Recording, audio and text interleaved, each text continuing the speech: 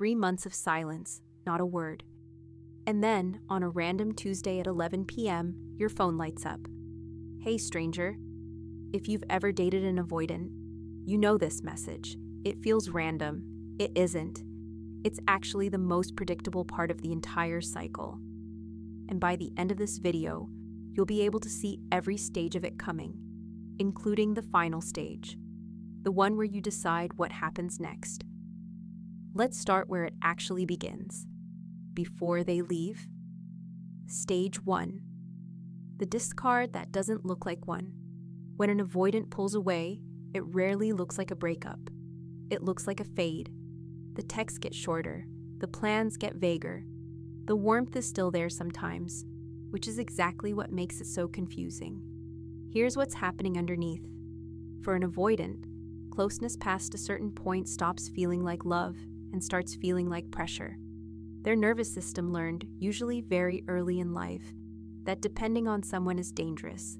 So when the relationship gets real, an alarm goes off that they don't even consciously hear, and they respond the only way that alarm knows how: distance. But here's the part nobody tells you. At the moment they pull away, they genuinely believe they're fine. That's not acting. Psychologists call it deactivation. Think of it as an emotional circuit breaker. The feelings don't disappear. They get switched off. Remember that switch. It's the key to everything that happens next. Stage 2. The relief phase. The first few weeks after the distance wins, the avoidant feels something that might sting to hear: relief. Stay with me, because this is the stage that fools everyone, including them. The pressure is gone, so they feel lighter. And they make a critical mistake. They read that lightness as proof. Proof that the relationship was the problem. Proof that they're better off. They're not thinking about you much during this phase. And no, it's not because you didn't matter. It's because the circuit breaker is still off. You can't miss someone with the power down. Meanwhile, you're living the exact opposite timeline. You're feeling everything all at once, right now. 2 people, same breakup, opposite schedules of pain. That mismatch is why their silence feels so brutal. You're grieving someone who hasn't started yet. Stage 3, the quiet return of feeling. Somewhere around week 4 to week 8, sometimes months later, something shifts. The freedom stops feeling like freedom and starts feeling like quiet. Here's the thing about avoidance. They don't process a relationship when it ends. They process it when it's finally safe to. And nothing feels safer than distance. So those switched off feelings start coming back online, not as a wave, as fragments, a song, a street. Your name, half typed into a search bar at 1 a.m. Your story, viewed and never mentioned. And here's the twist. Most avoidants don't recognize this as missing you. It doesn't arrive labeled. It shows up as restlessness, as boredom that won't lift, as checking your profile and telling themselves it means nothing. The feeling is knocking. They just don't answer the door yet. Stage 4, the test. And then, one ordinary night, it happens. Hey, stranger. This reminded me of you.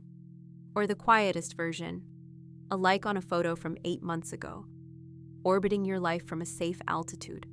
Notice what this message is not. It's not a conversation about what happened. It's not an apology, it's a test. And the question being tested is this: can I have access to you again without the pressure that made me leave? Low effort, low risk, completely deniable. If you respond warmly, they get something powerful. Relief without repair. The connection without the conversation. And now the cruel math of the whole cycle. The moment you respond like nothing happened, the urgency that brought them back starts to fade. Because what pulled them back was never a plan to rebuild the relationship. It was discomfort with losing access to you. Give the access back for free, and the discomfort is gone. So is the momentum, which brings us to the only stage you control. Stage 5, the fork.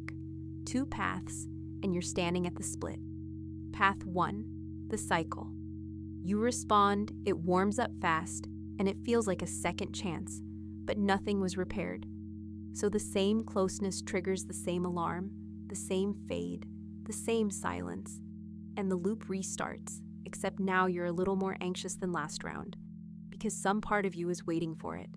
People lose years on this loop, not because they're weak, because hope is doing the math for them. Path 2, the conversation. If they come back and you still want this, there's exactly one version of a comeback that counts. The one that starts with accountability. Something like, "I know I disappeared. I want to talk about what happened." Said by them, unprompted. That's the entry fee. Anything less isn't a comeback. It's a request for access.